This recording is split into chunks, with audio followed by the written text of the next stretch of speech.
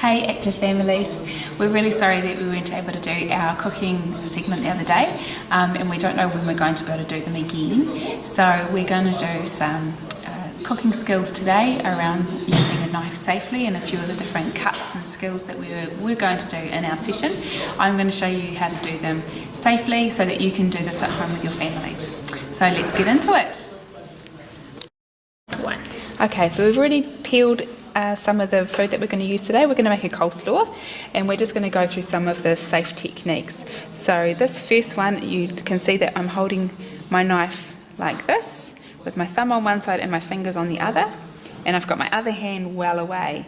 Now I want to cut through something quite hard, so I put my hand on top so my fingertips are away and push down because a carrot's quite hard to cut through. And this movement is called the plank. So then we're going to cut our carrot smaller and we're going to use what we call the bridge. We hold it either side and we put our knife in the middle to make sure that our fingers aren't there. Steady it when it's in a little bit and then put our hand in plank again to push down.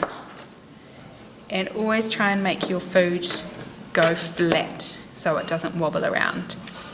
And we're going to cut it into smaller pieces so that we can make what we call matchsticks. So I'll just do a few of them and we cut them smaller and smaller, and this one here is called the claw, that I'm tucking my fingers away and just holding the food with my nails and my fingertip, and that's called the claw. And see, now we've made little matchsticks to go into our coleslaw.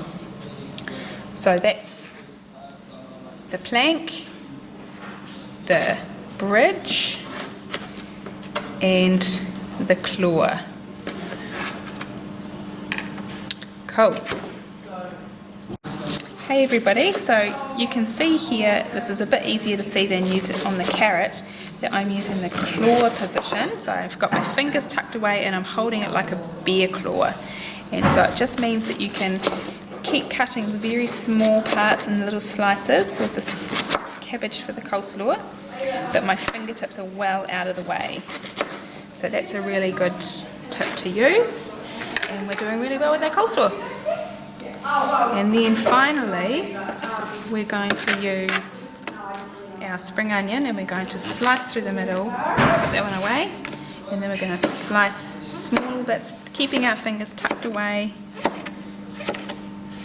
And then when we've got a little bit, we can do the plank position again to chop it smaller. So this is keeping your fingers away. You don't want to tuck your fingers like that. You keep them up nice and high and flat on the top of the blade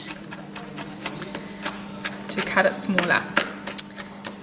So great, I'm going to do this a little bit more and then I'll show you how we put our coleslaw together.